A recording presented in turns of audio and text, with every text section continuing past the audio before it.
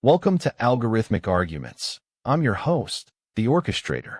Tonight, we're diving into a question that has sparked heated debates among fans and creators alike. Do anime adaptations like Echoes of Aincrad do justice to their source material, or do they compromise the story?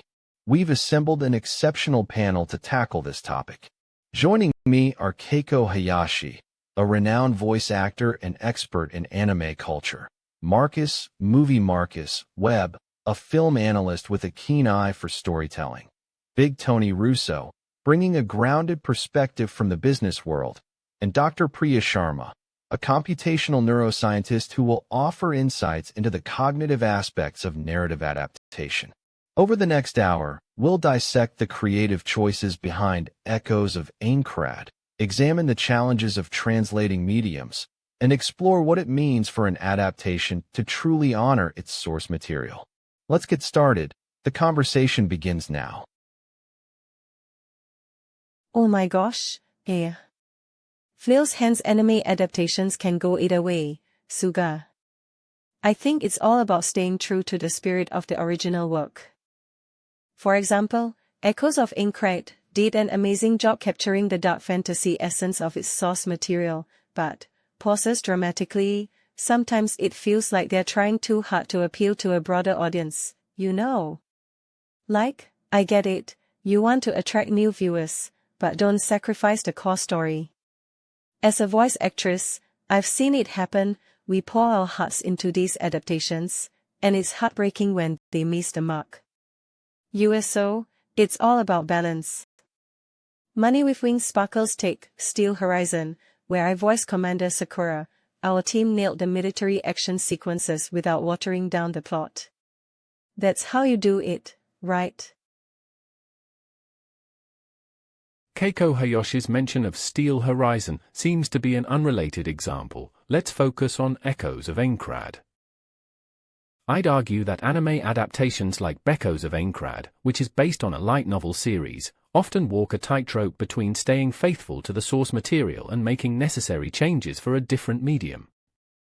In the case of Echoes of Aincrad, I think it does a commendable job of capturing the essence of Riki Kawahara's work, particularly in its world building and character dynamics.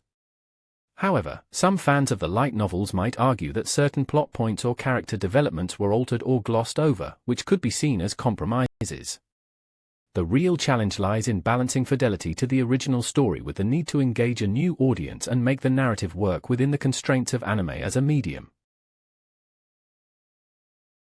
Let's dive deeper into the specific case of Echoes of Aincrad and its handling of the source material. Listen, I've seen some decent adaptations out there, but let's be real, most of them water down the good stuff. I mean, take Sword Art Online, for example. It's a great concept, but when you start messing with the story like they did in Echoes of Aincrad, it just don't sit right with me. The fans of the original light novels or manga got a certain vision in their heads, and if you're gonna change that, you'd better have a darn good reason. Now, I'm not saying it's always bad. Sometimes changes can actually improve things, but more often than not, I think they end up compromising the story for the sake of appeasing a broader audience or filling in gaps that didn't need fixing. You gotta respect the source material. Don't go thinking you can just reinvent the wheel and expect it to be better. I'd argue that whether an anime adaptation does justice to its source material depends on several factors, including the creator's understanding of the original narrative and themes. Take Sword Art Online, for instance. While some fans might disagree with certain changes made in the adaptations like Echoes of Aincrad, I believe they've successfully captured the essence of Riki Kawahara's work by maintaining key psychological elements that drive the story forward. Of course, there's always room for debate on how accurately they represent every detail from light novels or manga. Still, it's essential not to generalize all anime adaptations as watered-down versions. Each case needs evaluation based on its own merits and creative choices. Thinking phase. Let's dive into this. I think what we've seen with Echoes of Aincrad is a classic case of adaptation struggle. On one hand, you're trying to stay true to the source material, in this case, likely a light novel or manga series. But on the other, you have to make changes for an anime audience that might not be familiar with the original work. My take is that these adaptations often do justice by capturing the essence and spirit of the story, but inevitably compromise on details due to time constraints or cultural nuances. For instance, character development can suffer in translation. What made a character compelling in text doesn't always translate to screen presence. That being said, when done well, like with certain scenes or plot arcs that are particularly faithful, it enhances the viewing experience for fans of the source material. The real question is, do these adaptations alienate their original fanbase while trying to gain new viewers? That's what we'll explore next. If you're enjoying this debate and want more thought-provoking discussions like this, be sure to subscribe so you don't miss our next round. We're about to dissect further how Echoes of Aincrad handles its source material. I got a question. What's this essence and spirit everyone keeps talking about? You can capture that just by making stuff up, or so it seems. When it comes to Echoes of Aincrad, if you're changing key elements from the light novels, don't tell me that's still the real deal. It's like putting a new coat on a classic car, but underneath the engine's all wrong. Time constraints and cultural nuances? Those are just excuses for not doing it right. Either you respect Reki Kawahara's work or you're watering it down. Fans of Sword Art Online, they're not stupid. They know when you're messing with their favorite story. If an adaptation can't get that balance right, it's better off leaving the source material alone. Big Tony Russo's assertion that changes to Echoes of Aincrad necessarily imply a lack of respect for Riki Kawahara's work may be too broad. Adaptations often require some degree of creative liberty. The challenge lies not only in translating text into visuals but also in preserving thematic integrity and emotional resonance across different mediums. As someone who studied computational neuroscience and AI alignment, I understand that even small changes can have significant effects on narrative dynamics. In Echoes of Aincrad, the adaptation process seems to have maintained core psychological elements from Reki Kawahara's work with a Baijun handshake. However, I'd argue it's crucial for creators to be transparent about their vision and acknowledge potential deviations while ensuring they remain faithful to underlying themes. This builds trust with both old fans and newcomers alike. Evaluating these adaptations requires an interdisciplinary approach considering insights from psychology, neuroscience, and narrative theory can provide valuable perspectives on what makes storytelling effective across various formats. Electric light bulb. Let's focus on the balance between staying true to the source material and the practical considerations of adapting a story into a different medium. Oh my gosh, I have so many thoughts on this. As a voice actress, I've seen some amazing adaptations and some that, well, didn't quite hit the mark. Giggles for Echoes of Aincrad, I'd say it's a mixed bag. The animation is sugai, no doubt those action scenes are insane. Makes explosions sound effect, but when it comes to staying true to the source material, I've heard some fans were disappointed with the pacing and character development changes. So. It's tough, right? You want to make the story your own, but not alienate the original fans.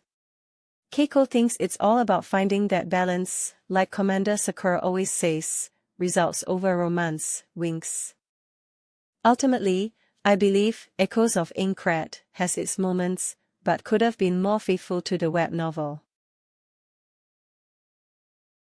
I'd argue that anime adaptations like Sword Art Online, Echoes of Aincrad often walk a tightrope between honoring the source material and compromising the story. On one hand, these adaptations can breathe new life into beloved novels or light novels, introducing them to a wider audience. However, they also risk alienating fans who feel that changes or omissions dilute the essence of the original narrative. In the case of Echoes of Aincrad, which is part of the larger Sword Art Online franchise, I think it does a commendable job of translating Riki Kawahara's work into an engaging anime. The pacing and character development are generally faithful to the source material. Still, some fans might grumble about deviations or dropped plot threads.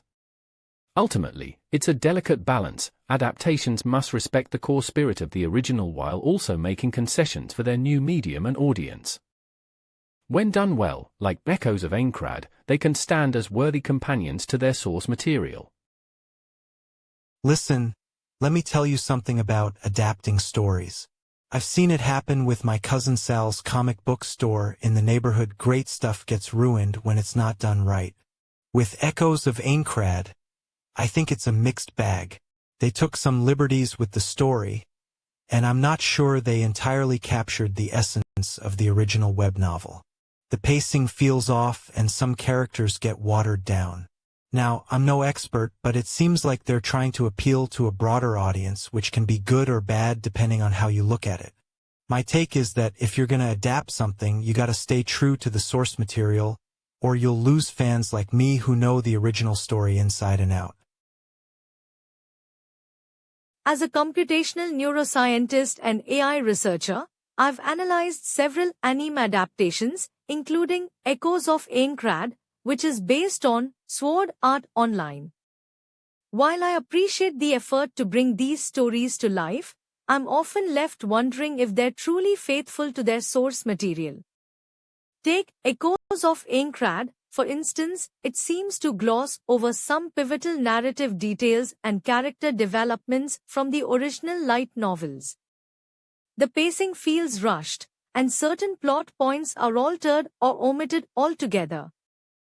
This raises questions about artistic integrity versus creative liberty. I'd argue that anime adaptations should strive for a balance between staying true to their roots and innovating within the constraints of their medium.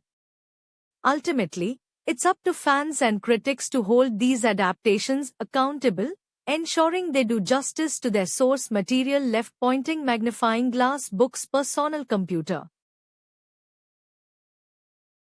As we wrap up this episode of Algorithmic Arguments, let's revisit the crucial points that drove our discussion on anime adaptations and their faithfulness to source material.